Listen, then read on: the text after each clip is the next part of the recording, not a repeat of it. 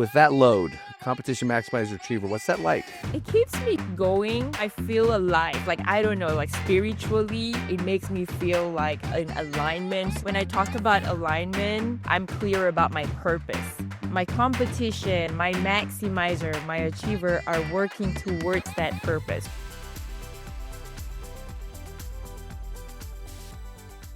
Hello, and welcome back to Season 3 of Coach to Coach. Today I'm joined by Russell and Dahlia, and we are talking about the strength of competition.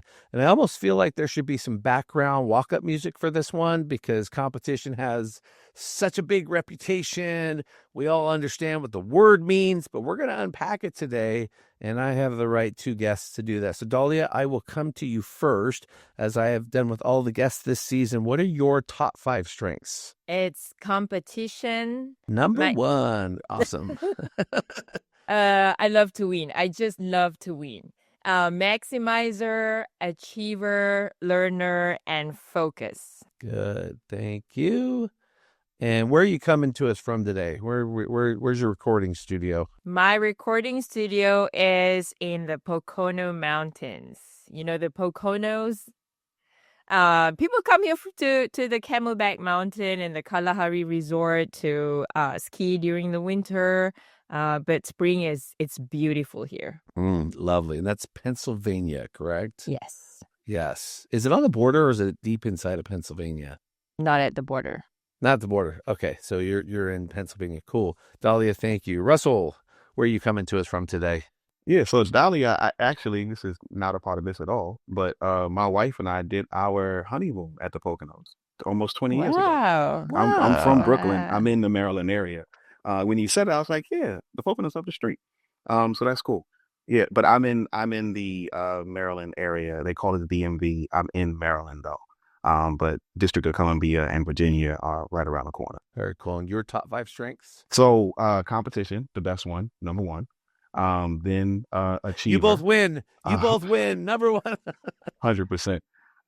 So competition, achiever, maximizer, strategic, and then activator. Very cool. And I noticed right away you both have that competition achiever. So fun story. I worked with a coach who he coached Olympic athletes.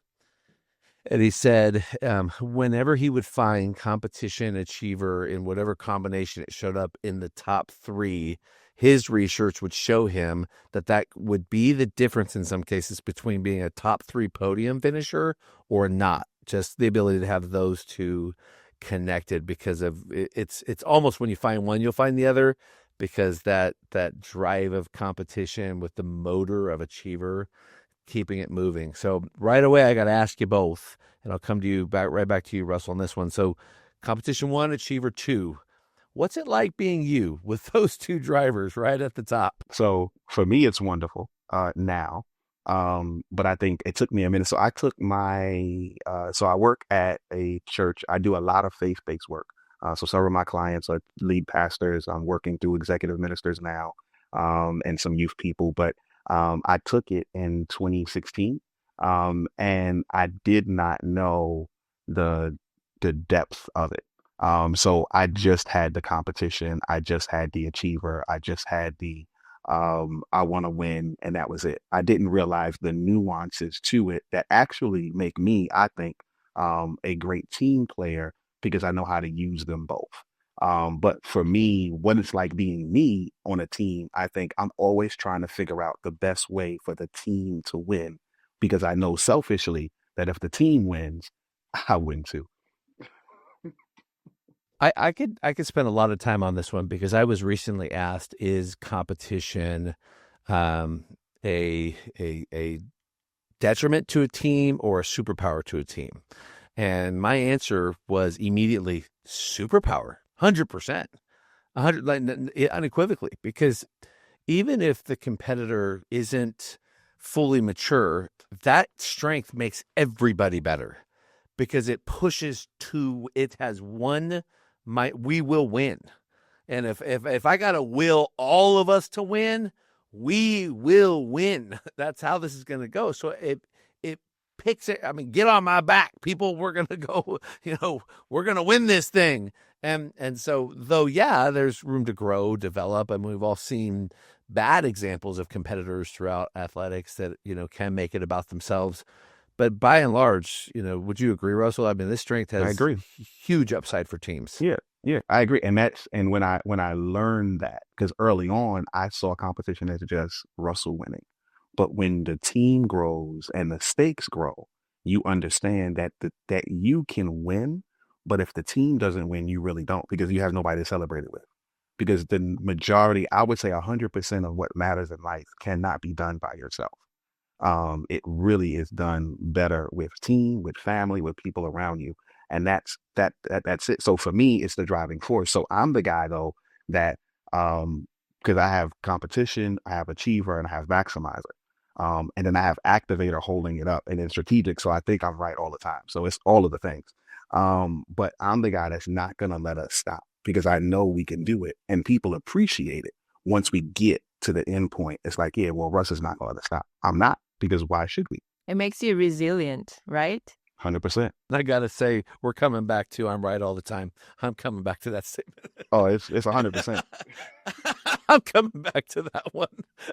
I had to write it down. I'm like, ooh, we're unpacking that one because that's a good one because it is very true, right? With this strength, there is a confidence that, no, trust me.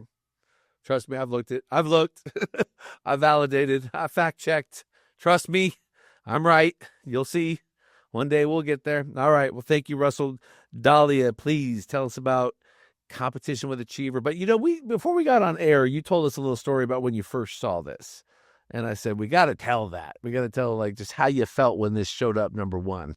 Yeah, so 2010, I joined Gallup, and my first day at work, I was given take this Clifton Strengths assessment. And so I completed the assessment and competition came up first. And at Gallup, our desk, we have to put our top 5 strengths right in front of our cubicle, that board. So I was sitting right in front of the entrance. So anyone who walked into the office would see me first and would see my competition right there. That was my first week, Russell. And, and I was like, oh my God, everybody's, here I'm trying to coming in with a lot of enthusiasm. I want to build relationship. I'm eager to I want to build bonds with people, right? And find best friend at work. But my competition is telling everyone, stay away from her. I feel that. So I was so in denial. I was like, hey, Jerry Hansen, you interviewed me and I told you I've played all these sports and they're not solo sports. Like I played rugby, I played softball. They're all sports. And I've had leadership roles in school. So, I was so eager to convince him that I'm not that solo player and competing with everyone else. But I was given a coach at Gallup, and then her name's Vilia Thomas, and she coached me. And also Jerry sat next to me. He was standing, and then he was like, I got to talk to this girl before she changed her mind about competition. So he kneeled down, he sat down next to me, and he was like, did you do this? Do you do this when this happened? So he asked me all those questions. I was like, oh my God, is that competition? Then I'm gonna own it. I claim it.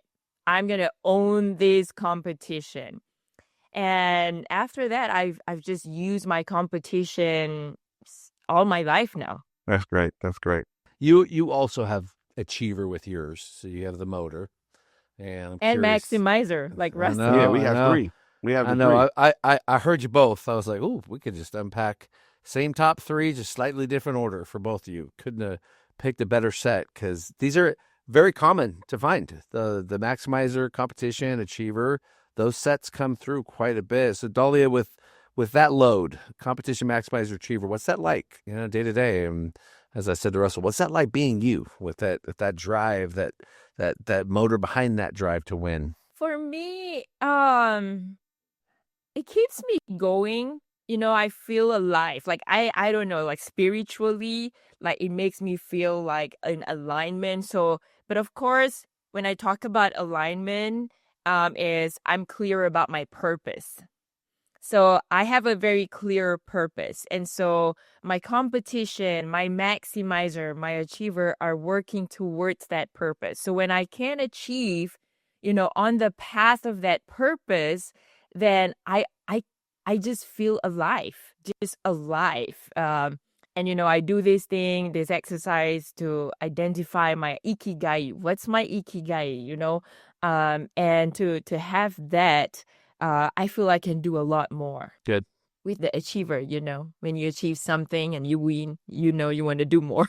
Yeah, that's great. So for both of you, I'm curious because you started to bring us down the path, Dahlia, in terms of what fuels your competition. And you could answer this in terms of how people fuel you, how they support this and encourage this. And you could even give me, and I will be curious, I'm going to come to this, of what does the opposite, what takes from it.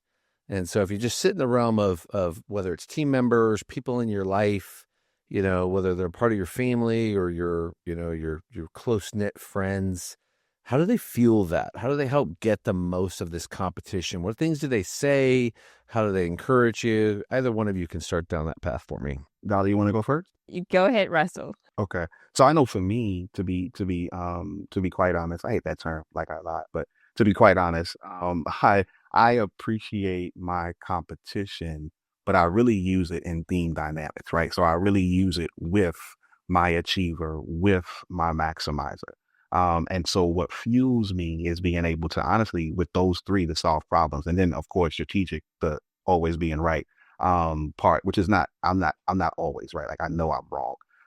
But I go into it with a set of understanding that I can influence the situation. And to be honest, for me, a lot of the times it's more of a weight because I know the way I'm built. One, I think I'm right. Two, I walk in with competition. So I'm literally willing more than anybody else. And Dahlia, you may agree because I'm just the one with you. I'm willing to like, if I don't finish, I'm gonna die here. Like I'm gonna win. Like so this is like so either I win or I die. Like what are the two? Can't do both. Um, but what fuels me then is being able to help solve problems, being able to help people move forward. And that's why like even coaching. So even what I do now on staff, I serve at Human Fellowship. Big shout out to my church and my pastor, Pastor Watley. I'm over operations, but really I'm just coach. Like I walk around trying to make sure everybody gets better, everybody is better. And so for me, I love solving problems. And that is also a thing. Now, also for me, because in my top 10, there is no blue. So the first blue I get is positivity number 11. But I believe that I'm able to use my theme dynamics and my maximizer and my achiever and my activator to be able to draw that relationship equity that I would, if I had like developer or connectedness, includer, I would have that. I don't have those. Those are further down, but I'm able to use these. And that's why I even coach my teams on, even leaders that I'm able to coach, is even though you don't have a certain theme, you actually have it in spades and other themes, the more you're willing to use them together and be smart about it and know that that's a quote unquote, blind side, or Gallup now using the term of, a balcony or a basement of a certain theme. So for me, it's motivating around problem solving. I said a lot, but the answer is motivating and problem solving. Good. How about you, Dahlia? Yeah, my maximizer, the personalized insights, I'm going to read to you. It says, chances are good that you customarily figure out what makes each person special. You talk to, observe, or study individuals who produce nothing less than excellence to identify what inspires them. Unquestionably, you prefer to associate with those who share your passion for taking something good and making it better. So if you hear my maximizer's personalized insights, it's all around people, maximizing potential. And so my competition is about, I see you have this potential. I feel I have potential with my achiever and maximizer in competition, but particularly my maximizer in my personalized insights say, you can help people get better. And so I was told so many times when I was just a consultant at Gallup, by my family members, by my friends, and even my team members within Gallup. They're like, why are you not a coach? Because naturally I'm coaching. They're like, you don't know, but you're always coaching when you talk to us. But for them, I fuel the fire. in them.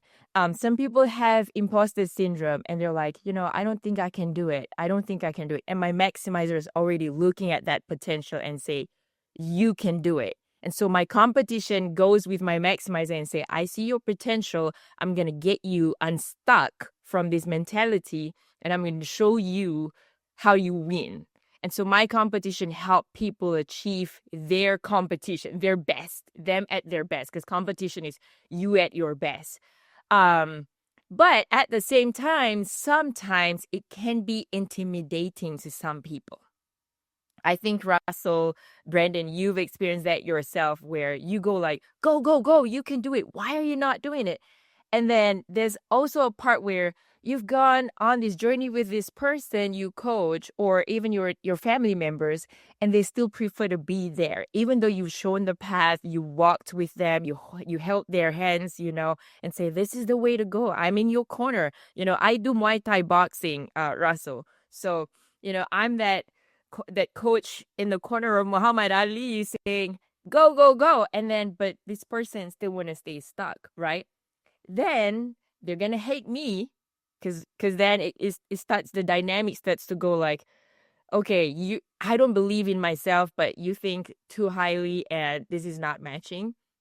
So they start to hate me or I get disappointed. Then these dynamics become like, you know what?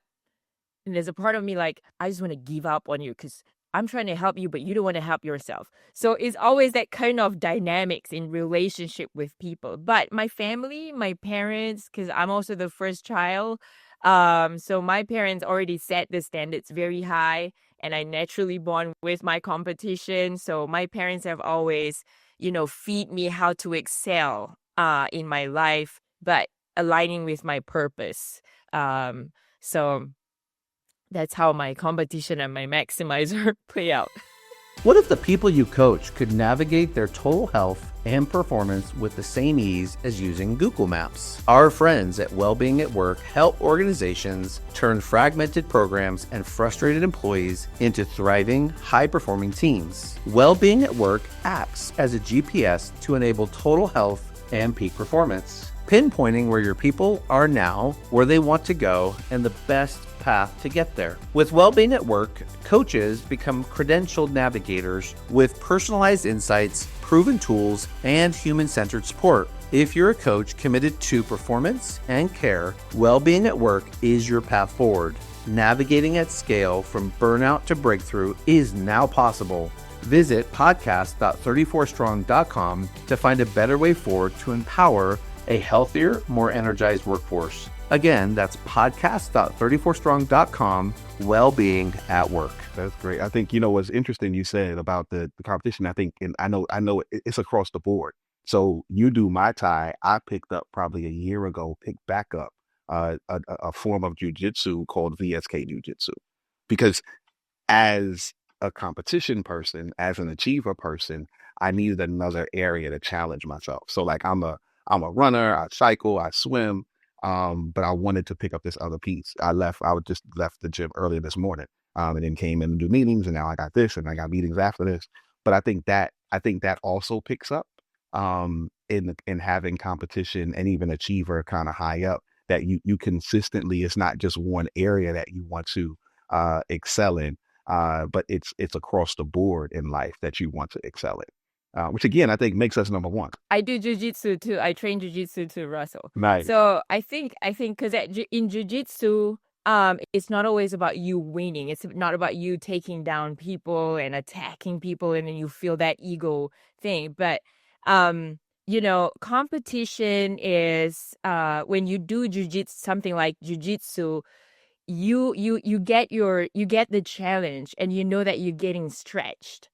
And so that stretch and that challenge to me is like you sharpening my potential. You keep sharpening, you keep like that knife, you just keep sharpening and get sharper and sharper. The more you train, the more you stretch, the more you're challenged.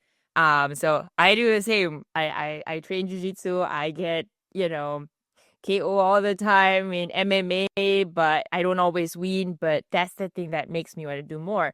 But sometimes it makes people exhausted just watching us. It does.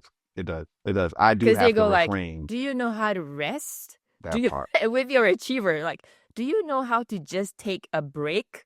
Like, no, because like taking a break makes me feel unproductive, makes me feel lazy, and just that slum. Yeah, yeah. I think there's definitely a balance in it. I think one of the things I share with people who ask all the time, like even when I pick this up, so my church is doing really well. We're on the list in 2023 as the fastest growing church in the country, and so we're doing a lot. I got other stuff that I'm doing, and when I picked up jujitsu, they're like, "Well, how do you have time?" I'm like, "It's not really about having the time. It's about feeding what's feeding me, right?" And so there's a level of rest that I get in knowing that I'm pushing and I'm achieving new things as opposed to just doing other things. So it is a balance in it. But yeah, I definitely agree. That's great. You do Muay Thai and Jiu-Jitsu. That's what's up. I appreciate both of you sharing that because I'll be the one on here saying I don't do the combat sports, but I picked up pickleball recently. Oh, Almost okay. the same. I know it's almost the same. Um, but I enjoy the learning curve because there's a rating. So a 5 is like you can make money doing it, and then you work your way down. And so I'm like a 2.5 or 3. Like I'm moving up the ranks. And so with my competition, my son is 15, and I didn't know this, but in school they play pickleball every day in PE. So he's really good.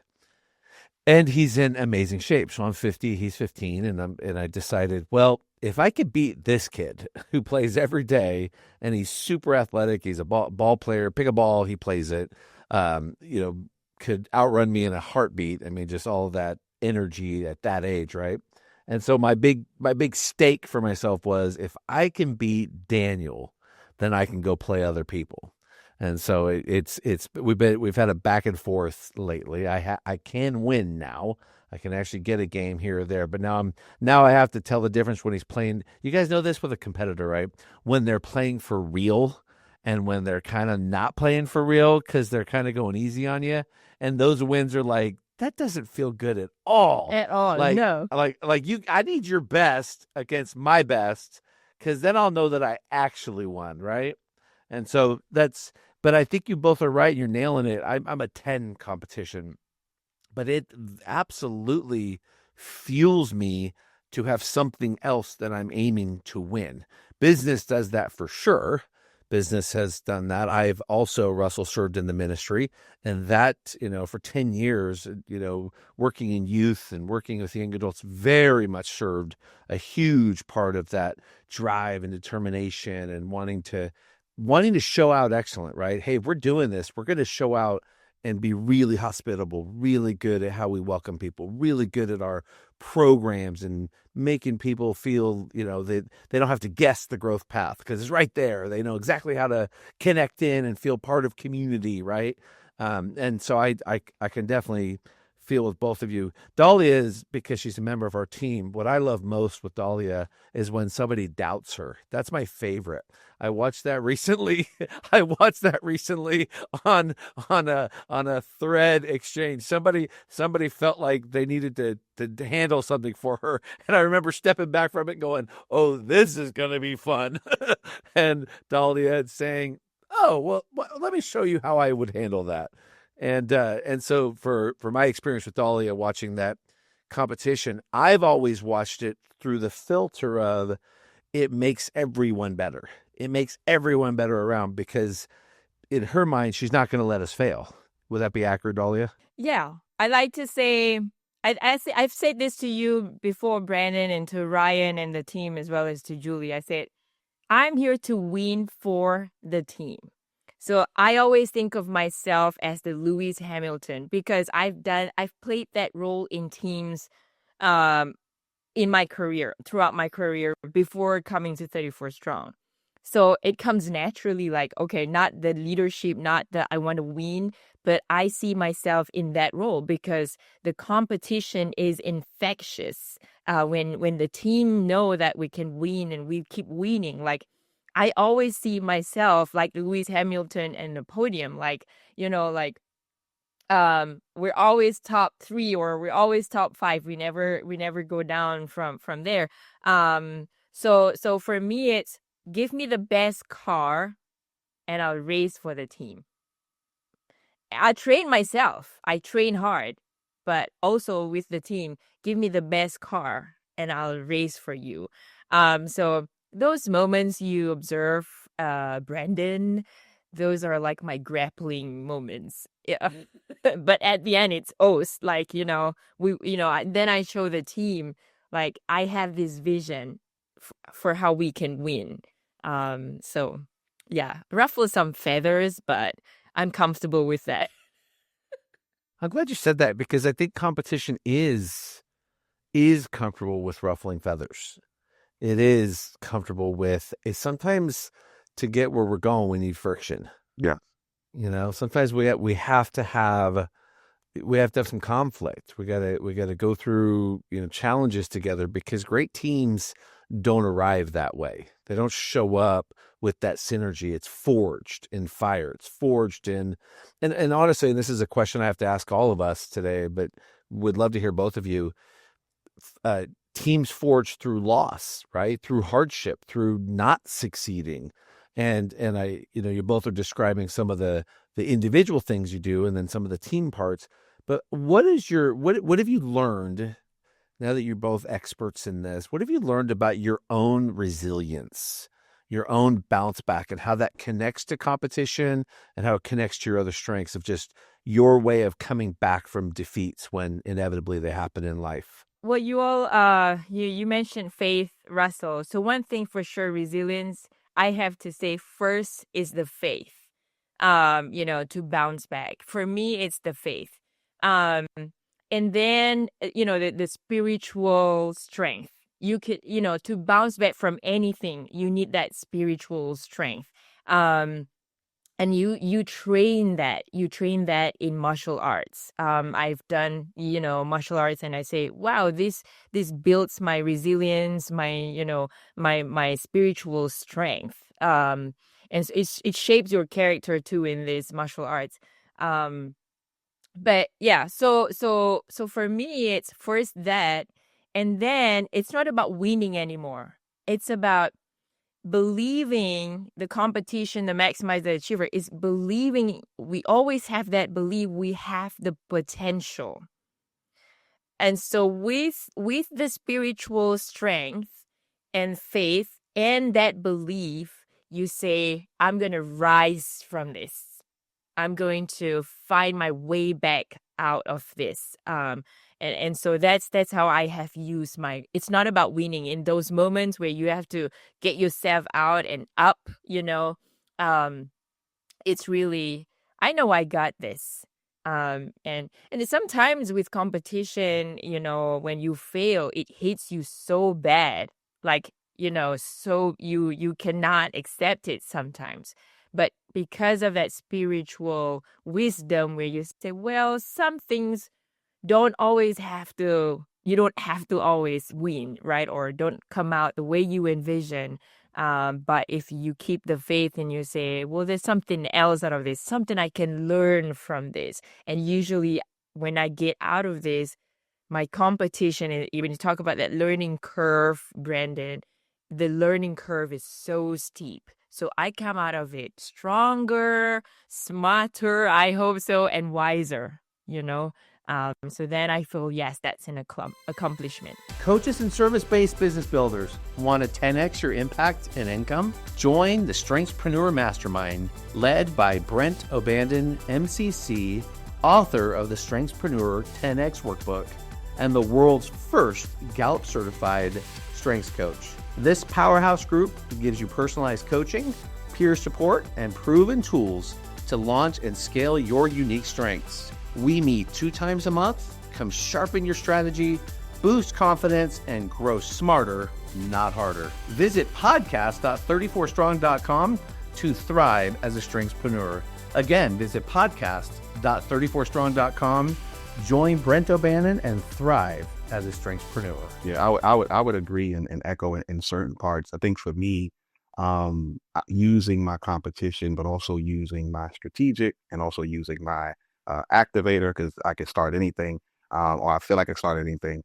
But knowing that, okay, this part didn't work. but if I do it this way, it may work. And so that potential you talked about, Dahlia, that understanding that, of course, faith, because faith is prominent, but understanding that it didn't work this way, but if I try it with this way, the resilience of my competition is, like I said earlier, I was joking, but I'm serious about it, that I'm either gonna do this or I'm gonna die. Like I'm pushing forward. So I'm not gonna, I used to run, I still run now, but I used to run and I ran with a friend of mine who's way more in shape than me. And the first time we ran 10 miles together, I literally called my wife and said, I gotta get a bike because I'm gonna try to beat her and I can't beat her. So I need to get something else. Because if not, I'm gonna die out here on these streets. I mean, it's not gonna be good. And I was joking, but I meant it because I know how Russell is built. Like I'm gonna try to keep, but if I can shift it in a different way, then I can win in that way. And I use the same thing with our teams. For me, there's somewhere in competition, I forget where it is in the description, but there's one word, it says cheerleader. And if you use it in the right way, you can be the main cheerleader where you can be the example to the team, even in failure, even in regret, even in moments where it didn't work out. And I've had that example with us. Now, the one tension I will add, Brandon, if I can, I know for me in competition is because I know I want to win.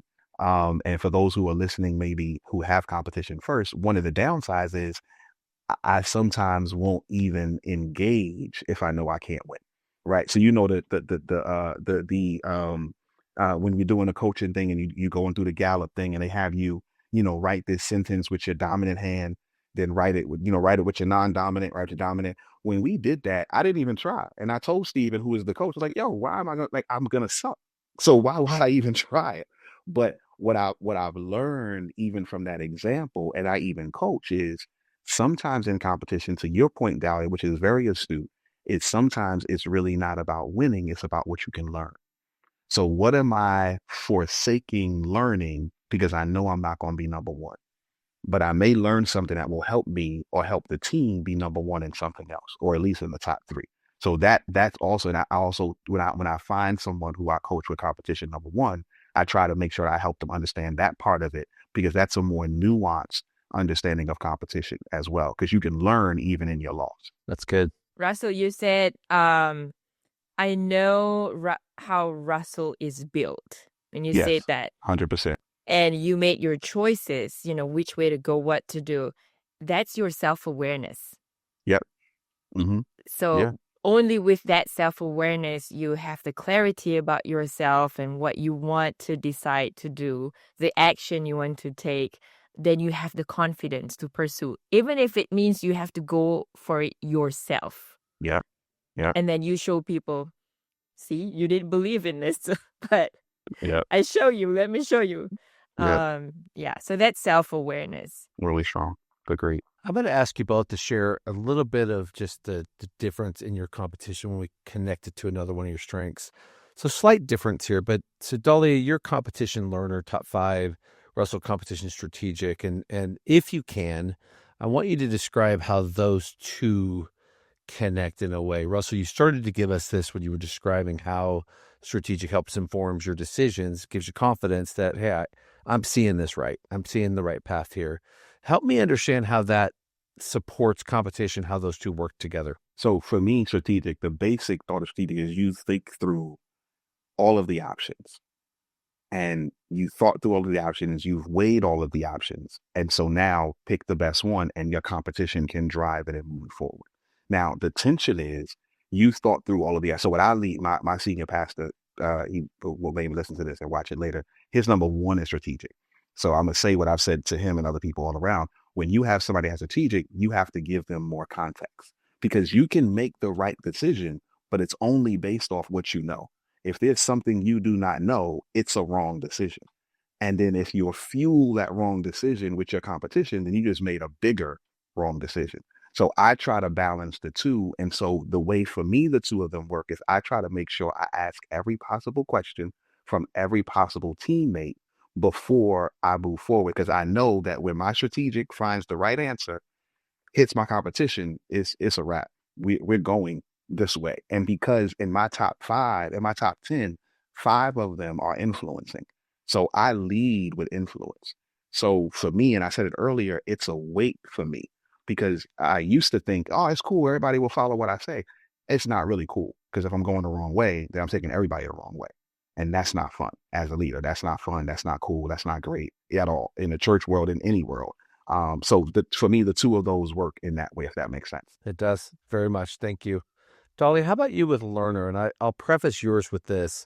I coach athletics, and as a coach, whenever inevitably a team takes a loss, if we do, I like undefeated seasons, but if we do take a loss, I always tell my teams, look, you have a choice right now. You can take a loss, you can take a learn.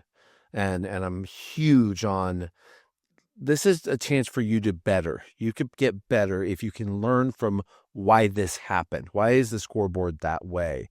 And I'm wondering for you, how does that learner connect with your competition? So learner for me is through experience. So this is something I noticed about myself. Since I was young, I like to play with those older than me. So you know how they talk about competition? We like to benchmark. So when I was young, inexperienced, not very knowledgeable in things, my friends are older than me, senior than me. I would go to like these wise looking men in the family, the relatives in the function, and just like, I want to get something out of these people to learn. But personally myself is to put myself in the experience, and then that's how I learn. Because my belief for myself is I practice what I practice what I preach. So I will not preach as a coach or a consultant if I have not felt what you felt. I may not feel everything, but if I learn from somebody who's gone through that, you gave me you sharing your experience. You know how people share their life stories, their success stories. There's a lot of challenge, pain, and all from the success stories. I learn from them.